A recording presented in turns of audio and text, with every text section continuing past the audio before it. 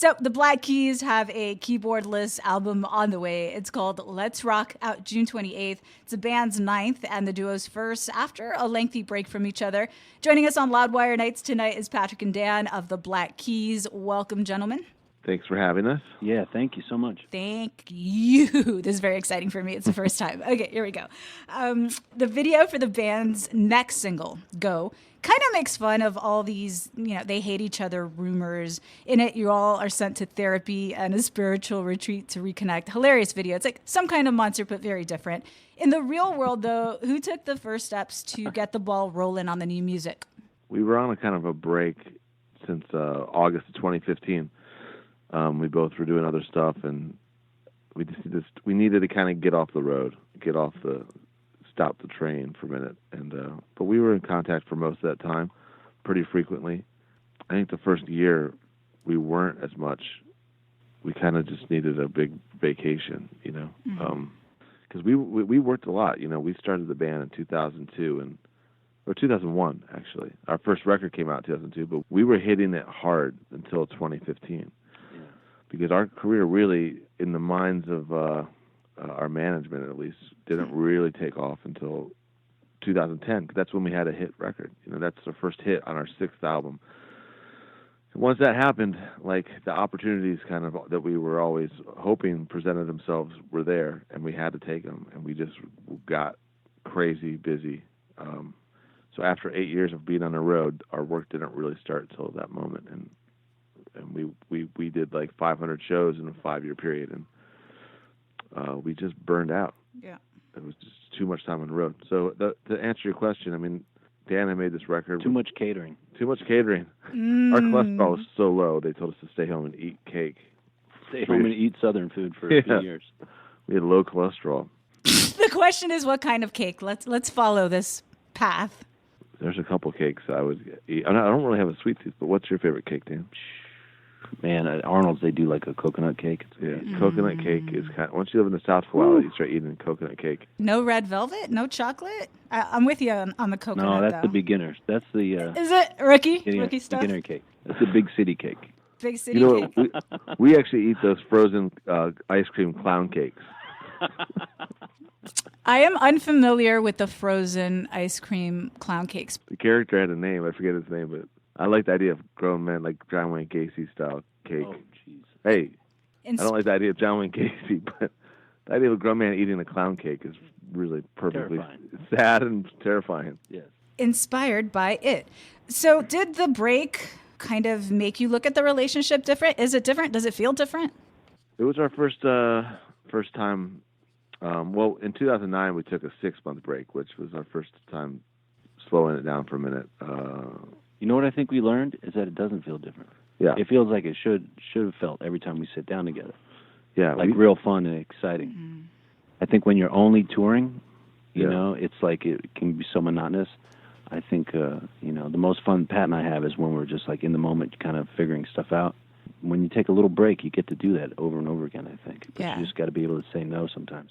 There are all kinds of things happening around the time that we started the break. I mean, I broke my shoulder right at the beginning of 2015 and forced us to cancel about, 9 weeks of shows in Europe and Australia. And I kind of feel in a way, it was the universe was trying to tell us to just chill out a little bit.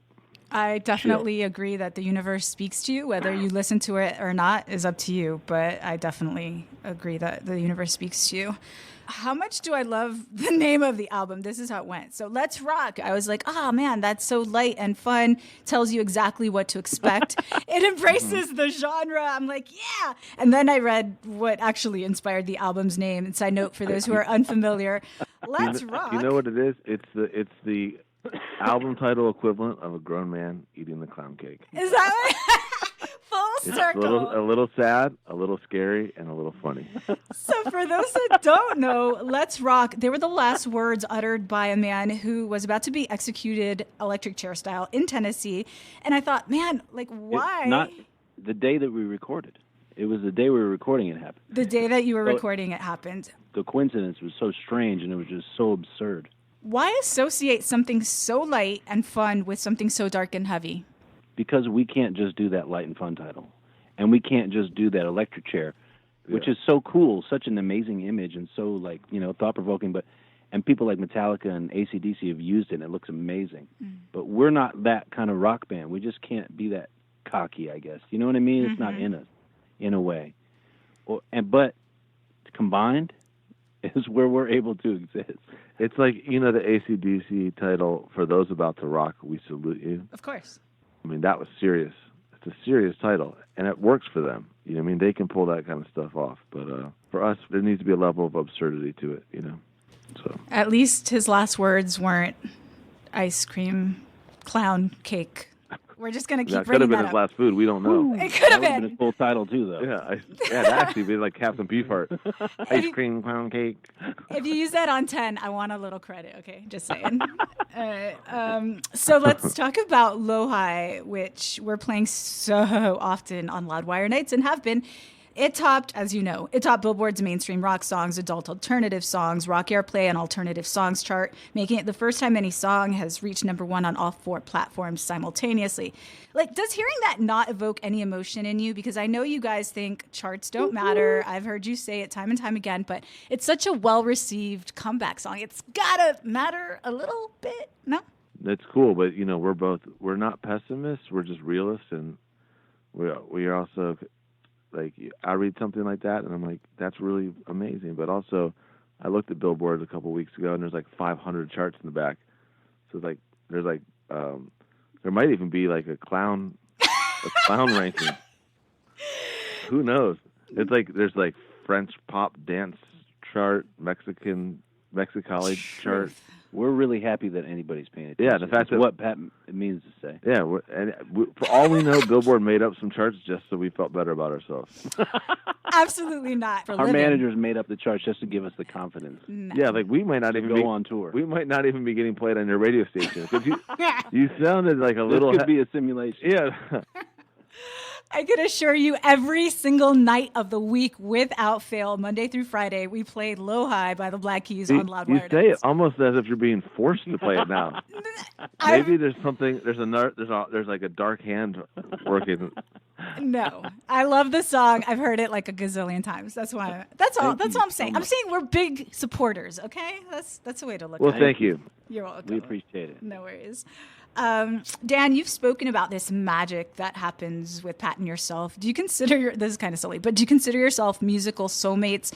I know you've worked on a gazillion projects outside of the Black Keys, both of you. So is there anybody you connect with musically, making music more than each other?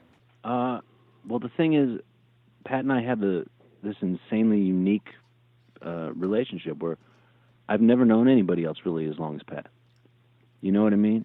I've never played music with someone for as long as Pat. Since you were 16, right? And when we were both learning how everything worked, we were doing it together.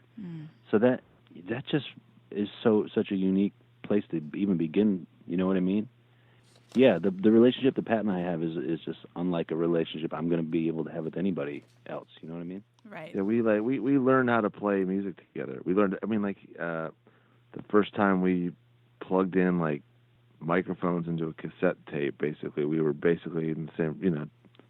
We from the beginning, it's always been about just experimenting with sounds and having fun and figuring it out. So that's still what we do. Cool. Black Keys, as you know, have always overdubbed instruments in the studio on the records, which then changes the songs live. So on the upcoming Let's Rock tour with Modest Mouse, which kicks off September 23rd in Denver, what is the plan of attack? Are you going to be playing as a 2-piece? I know you guys have played as a 4-piece before. Well, we're bringing out backup singers for the first time. The Mormon Tabernacle Choir. The what?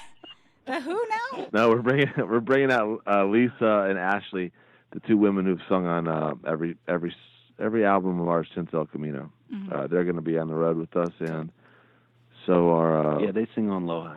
Yeah, they sing on Lo-Hi. That's them on there. A couple friends of ours from Cincinnati, Ohio, Zach and Andy Gabbard, and they were in a band called the Shams. And when the Black Keys first played our very first shows, we played with some of them with the Shams. And then they turned into the Buffalo Killers. We've known them for a long time. And so they're going to come play bass and guitar. And then we've got a friend of Pat's named Delicate Steve, and he's going to play guitar too. Delicate Steve? What makes him delicate? His name's Steve Marion, but he had a little studio in his parents' house called Delicate Studios. I think because they had to be so careful because it was his parents' house. Anyway, he got that nickname. But yeah, he's we're not taking a keyboard player, so we're gonna try to do just a maximum guitar. Get super literal. Yeah. Do you guys pay any mind to how the songs are going to sound live or be performed when you're writing them, or not even a thought? We used to really worry about how we could do stuff like that live when we first were starting out. But we slowly moved away from that. And then by the time we got to our fifth record, we kind of just threw it all out the window. And we made Attack and Release as kind of like without paying any mind to it. And then we tried to tour it as a two-piece, and it was a little bit limiting what we could actually play. So then when we did the next album, we started touring as a four-piece. Okay. But we don't use any backing tracks or anything, So it's like there's this dynamic that Dan and I have that kind of no matter who we're playing with, it exists. So even when we have a bass player and a guitar player, there's still this kind of, it's almost like liquidy time thing, So I guess it's just from us learning to play together, where there's a push-pull, and it becomes, the feeling stays the same, even with other people on stage.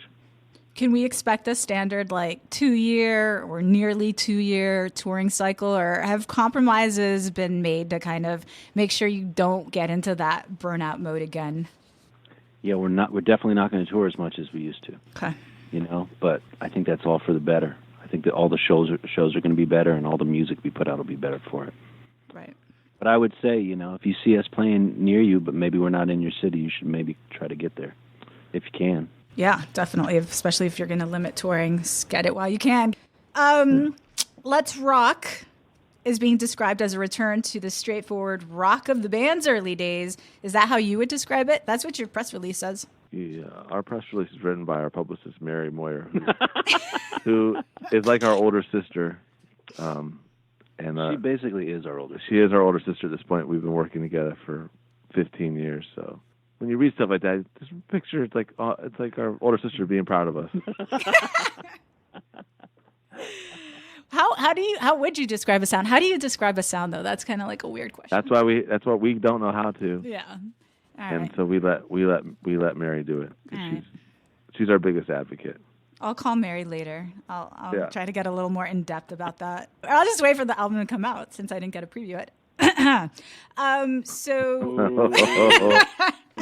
Just saying. Do you guys stop all outside projects? Are they on hold? When it's the Black Keys time, it's the Black Keys time? Or are you still, dabbling in a million other creative outlets? When we're on tour, yeah, everything gets put on hold, but not when we're home. Okay. Kind of like, I mean, when we had the schedule for the Black Keys, we were pretty focused on it, but it was still pretty loose. Okay. Any outside projects or anything that you would like to mention at this point? Or? We both have artists that are out right now that we've worked with recently. I have a Yola, a girl from the UK. She's put out a record, Walk Through Fire. It's really amazing. She's on tour right now. A kid named D. White, country singer. He's on tour right now with Molly Tuttle. And I've worked with a singer, Jesse Wilson, who has a record just came out, and this band from Nashville called Repeat Repeat, kind of like a mid-'90s alternative kind of thing. We're both constantly working, and Dan's got his label Easy Eye, and so he's been releasing music about almost every month on that. So there's always something going on. All right. So on that note, many thanks to Dan and Patrick of the Black Keys' ninth studio album, Let's Rock. I feel like I should say it like Let's Rock arrives June 24th. The Let's Rock tour. No, say it with confidence. Say it with confidence? I want to know how. I picture the guy saying it like, Let's Rock. Exactly. You got to say it like sinister, like Let's Rock. Yeah, my mom would say Let's rock. But That's the what guy I would say. in the electric chair would be like, Let's rock. That's totally what I would say. When I first read it, I'm like, yeah, let's rock. Like, so fun. And then I was like, oh, so not fun. Okay, let's die. Hey, it can be whatever you want. It's kind of in between. It's like, let's rock. That's how my friends read it. They're like, did you really just name your record Let's Rock? And I'm like, uh-huh. Like, what's wrong with you? I'm like, Hilarious. that's for me to know and you to find out. So good. All right. So Let's Rock arrives June 24th. The Let's Rock tour kicks off September 23rd. And if you haven't seen the video for Go, head over to YouTube, check it out. It's so funny. The song is amazing. Calling It Now, that's going to be like the rock song of the summer. Thank you so much for your time, gentlemen. Thank you. Thank you. Thanks, man. Bye.